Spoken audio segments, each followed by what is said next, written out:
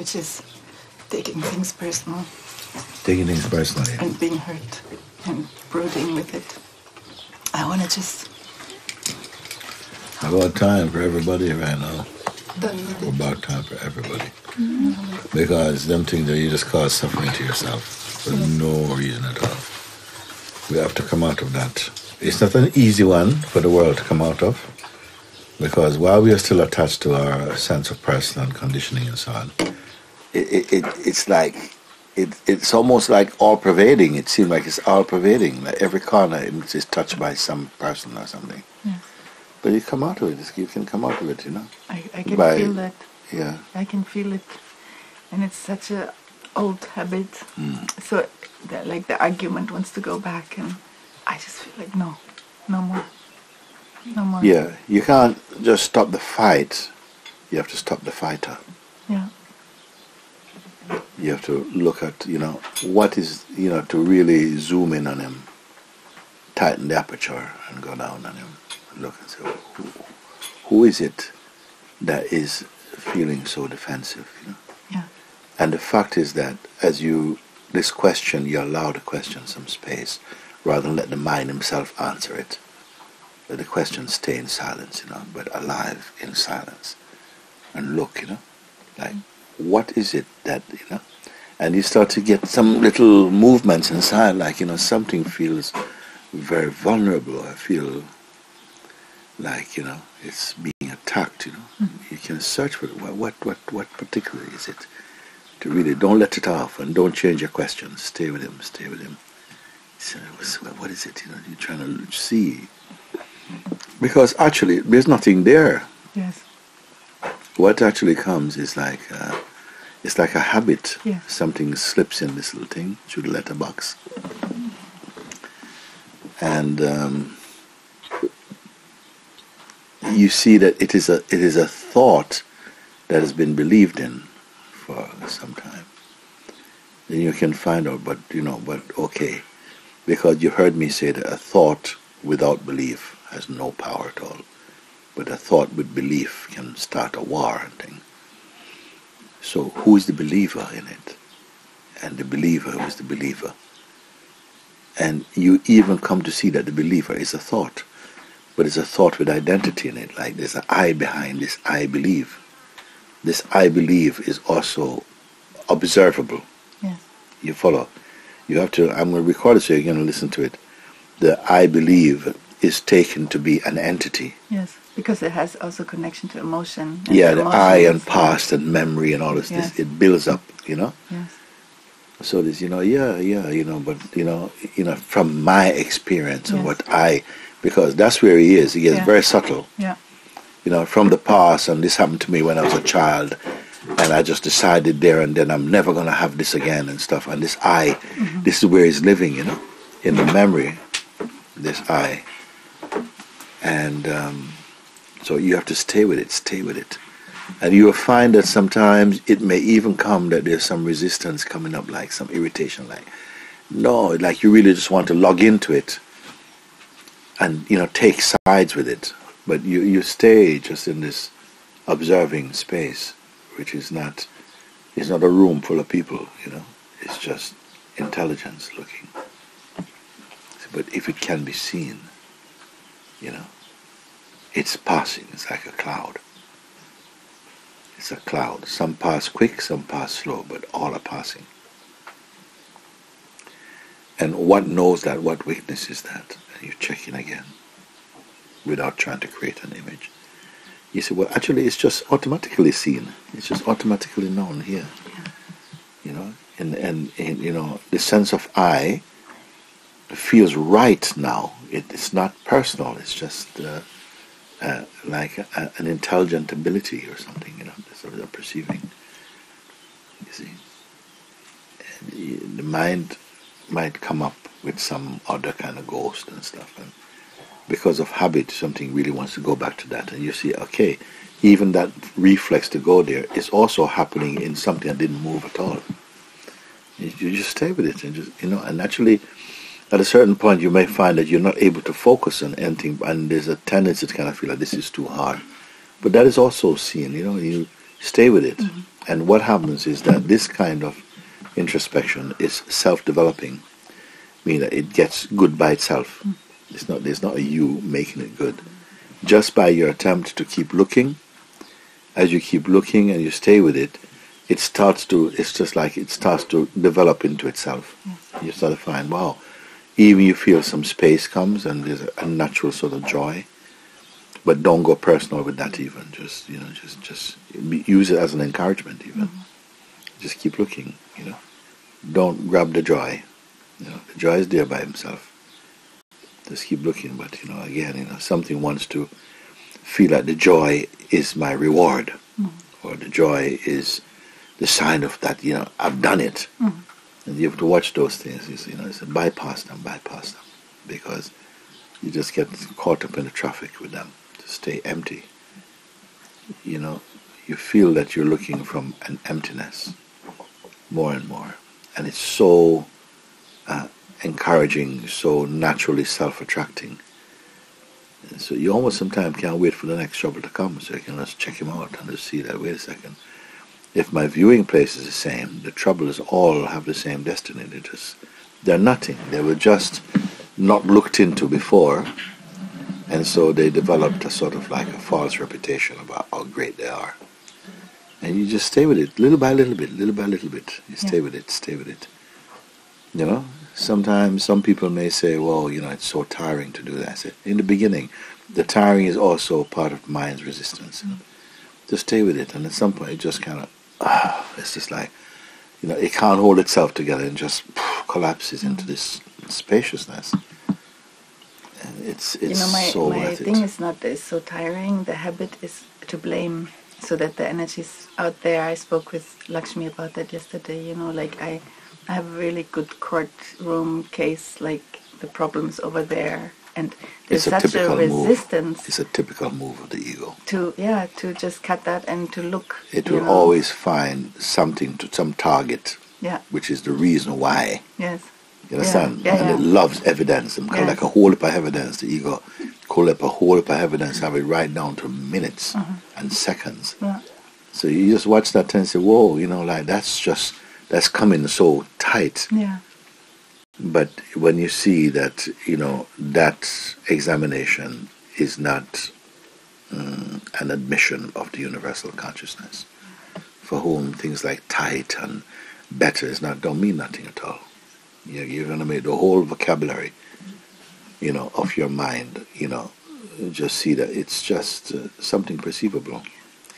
And usually when things are felt deeply emotionally, we give them a greater value because they feel more, they're energetic. They feel like they are evidence of truth.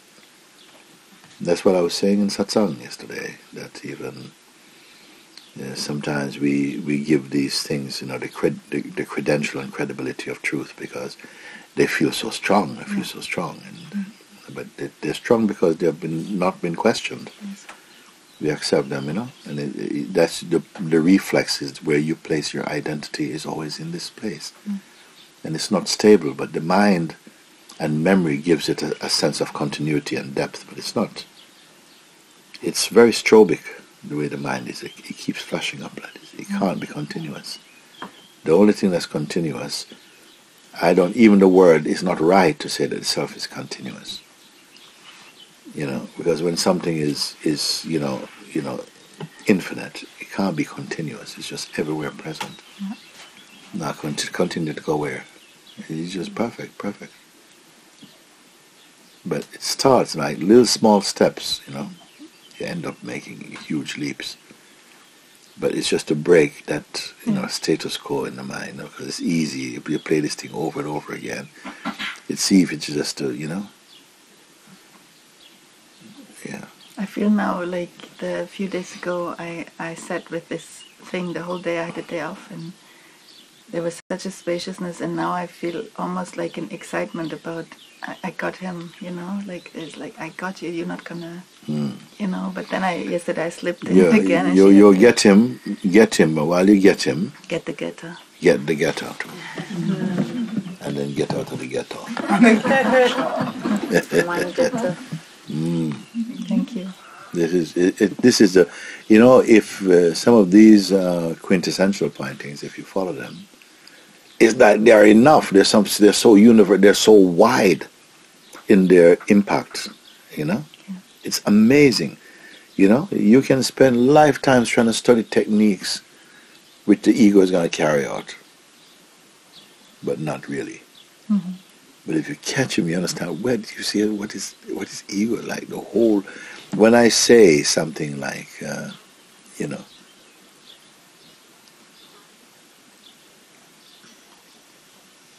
the cause of suffering is ego. The cause of suffering is 6 words.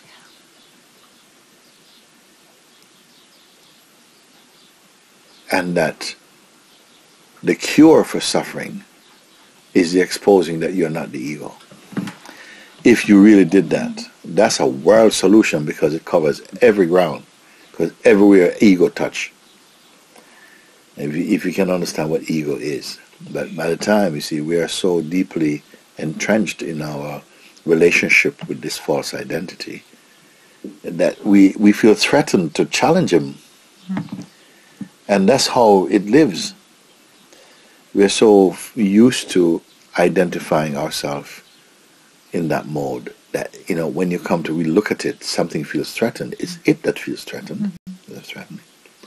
And because of our links with it for a long time, you feel like, you know, you take on all the symptoms like, oh God, I feel so tired, it's so difficult, and it's all your mind. You don't know the difference between your mind and you. Mm-hmm. You are not the thing, you are not the mind. You are before the mind. You're before the feelings. Before everything you're there. You're before. And when all of them came, you never change you.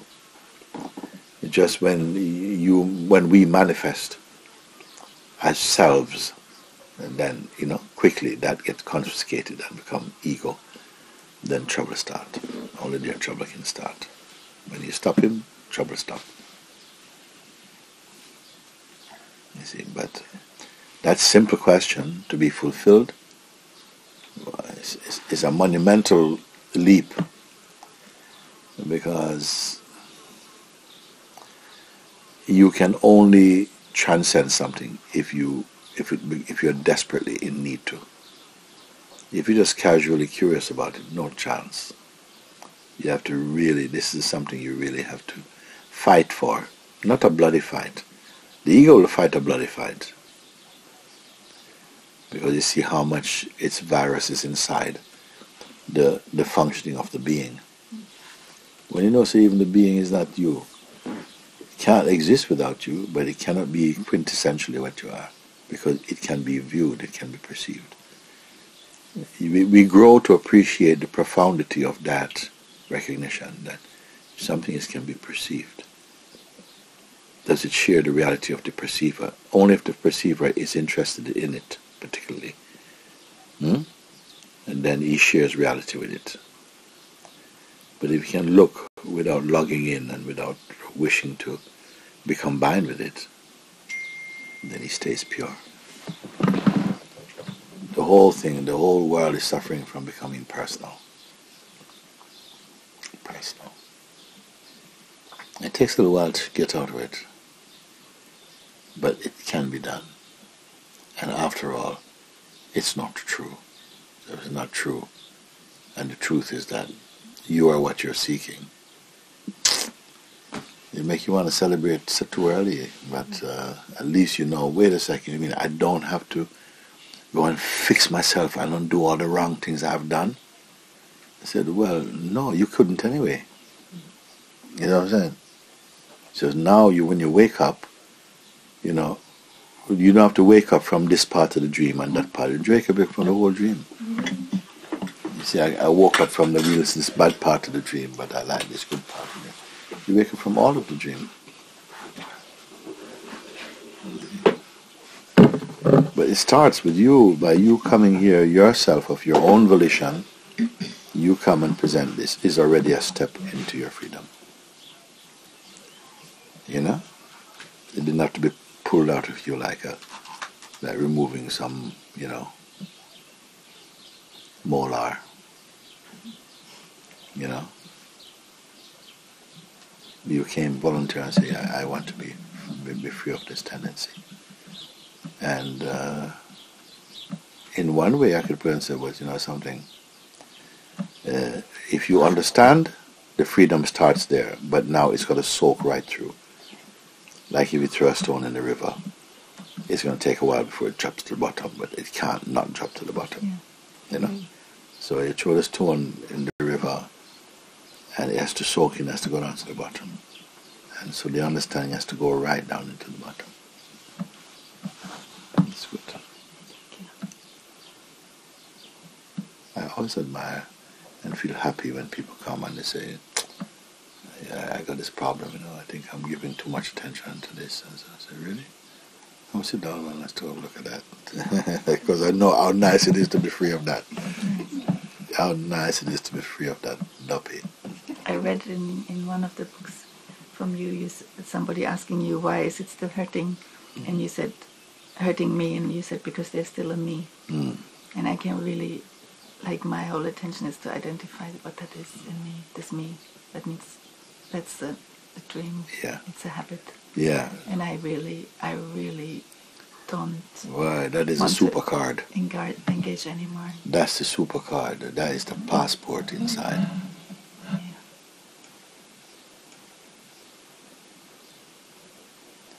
This me factor is it's twinned with I, Yeah. It's to because we feel that, to be not me means I cannot perceive as I do, and taking that all our way of perceiving appears to be personal. And how can I change that? Again, you're putting it on the I again to do that. But if you can see that the I itself is observable, you must go to that place where I is observable. That's not observing the one who observes the I. I can feel this sense. And if I pay attention not to the object of perception, but to what causes even perceiving to happen, So, yeah, but that's what's taking place now. I didn't create that. It's just happening like this. But it's acknowledged already. You're out of it, anything. You're out. Thank you. And you realize that which you say you're out, that has never been in, really. It's just some dream thing happening inside our mind. But to be free of the I, that is the greatest attainment, I think, in the human kingdom. To be free of the belief, I am this body, I am this person. That's a biggie. That's a big one.